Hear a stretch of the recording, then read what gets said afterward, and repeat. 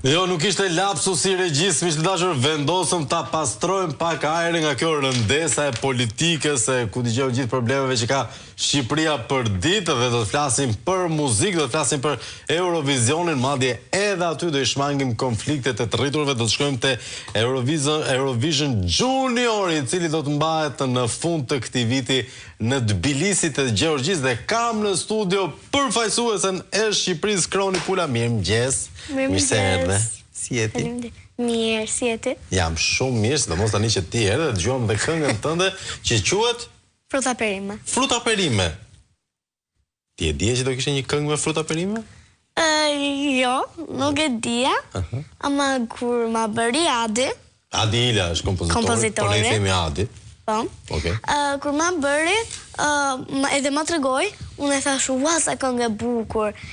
Pastaj e bërëm atë këngë, edhe kemi shtuar më shumë muzikë, kru. E pasuruar Po, pak. e pasuruam më shumë me muzikë. Ashtu? Dhe pastaj të pëlqeu rezultati përfundimtar. Po, pëlqeu shumë. Kur e ke dëgjuar për herë të parë këtë këngë, sa kohë ka kaluar? Nga 16 më duket, 16 maj. E mban mend dhe me datë. Sa pëlqen kjo fazë e jetës që i mban mend gjërat me datë. Vjen me kohën ajo dhe bëhen pak më turbuta gjërat. Dhe pastaj ti shkove në Shkodër për festivalin e 63 mbarkombëtar me këtë këngë. Me këtë këngë. Dhe fitove. Po. Si u ndjeve kur fitove? Kisha vetëm pak emocion. Okej. Nuk kisha aq shumë, se njeriu me emocione nuk bëj gjë. Për mua. Okej.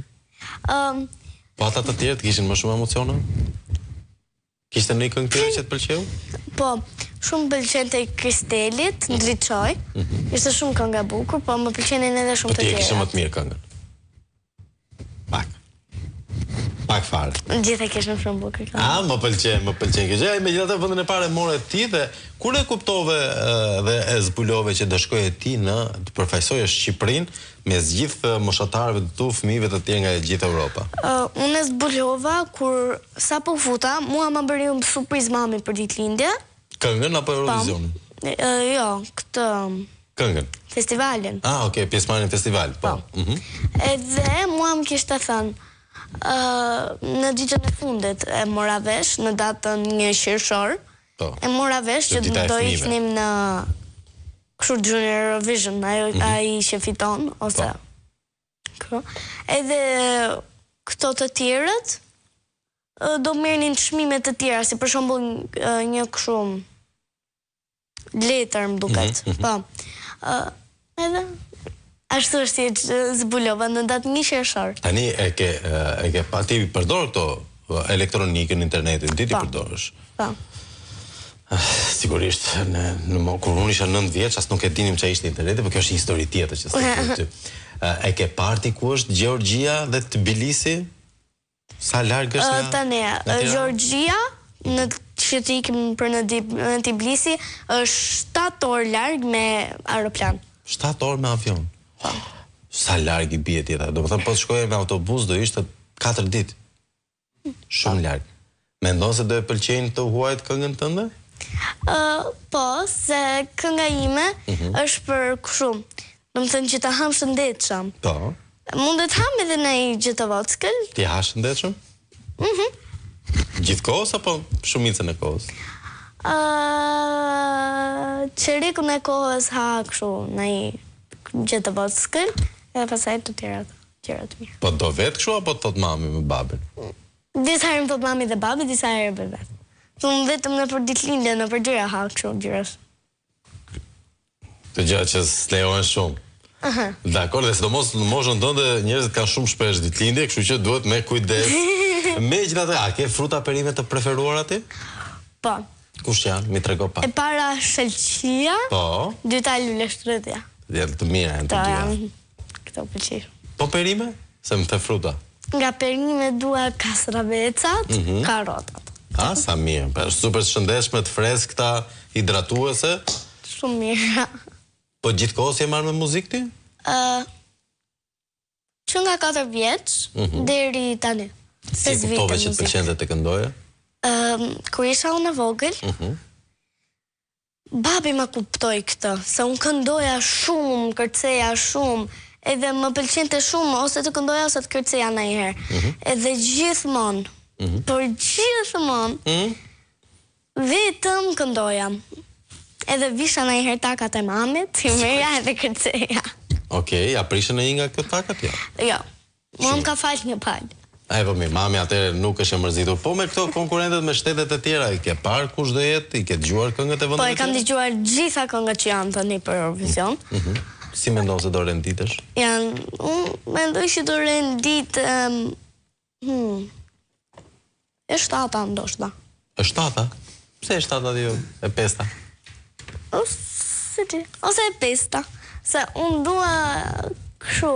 Qa do dojtë? Do doja që t'isha një vendi 4, se dua 3 ose i 2, se të pari nuk e japin Shqipërisë. Pse?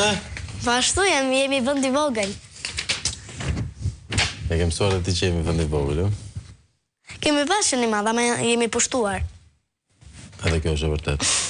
Vazhdon ende në format ndryshme, por nuk dua të flas për këtë me ty. Megjithatë, prap në podium vendi 2, vendi 3 mirë do ishte. Po, sidomos për një këngë që promovon të ushqyerin shëndetshëm. Tani, për ata që po na ndjekin, do ja tregosh pak Xhaxhi Flavio si është refreni i këngës tënde? Ja. Fruta, perime, të gjalla, të zime, perime dhe fruta, të forta, të buta. Fruta, perime, të gjalla, të zime, perime dhe fruta, të forta, të buta. U binda, Kroni, u binda, sot do ushqem shëndetshëm, edhe pse do ishte një ditë ideale për mua për të ngrënë çik tort, por kjo është një histori tjetër. Tani, ty po nga këto gjërat e pashëndetshme, çfarë të pëlqen? Çokoladat. Edhe mua shumë. Çokoladat dhe tortat. Na bën të shëndoshemi, Kroni. Do të rrim të frutat dhe perimet. Po, njerëzit që po na ndjekin tani nga televizori dhe moshatarët e tu, për shembull, si mund ta ndihmojnë këngën tënde që të ketë më shumë ekspozim apo që të ketë më shumë vota? Tani, këngën time mund ta ndihmojnë që edhe të ndihmojnë Shqipërinë. Po, edhe të ndihmojnë Shqipërinë, që t'ja tregojnë gjithë familjarëve dhe njerëzve që kanë afër. Këtë na duhet neve, për ta bërë vendin e tyre të realizohemi, që të bëhet ndonjëherë Shqipëria kështu nga vendi 2-3. Se është bërë vetëm në vendin e 5 me këngën Dama e nga Adrian Hila. Po. Që ti e pas ke studiuar mirë Eurovisionin. Dhe shumë mirë, po në shkollë si del? Unë jam me gjitha 10. Kështu që nuk po e transmetojmë prapë, ju futuni në rrjetet tuaja sociale, miq të dashur, mos harroni, në 13 dhjetor të 2025-s shkon Kroni Pula në Eurovision në Tbilisi të Gjeorgjisë. Ashtu edhe ti do arrish rezultatin më të mirë ndonjëherë, dakord? Faleminderit. Dorën? Mos u ngatroni, ndërkohë miq të dashur, unë ju ftoj të ndjekim hapësirën tonë të opinioneve për të parë se ku rreth mendimi i rënd. Tani e mbyllim edhe këtë hapësirë, bashkë shihemi pas tyre.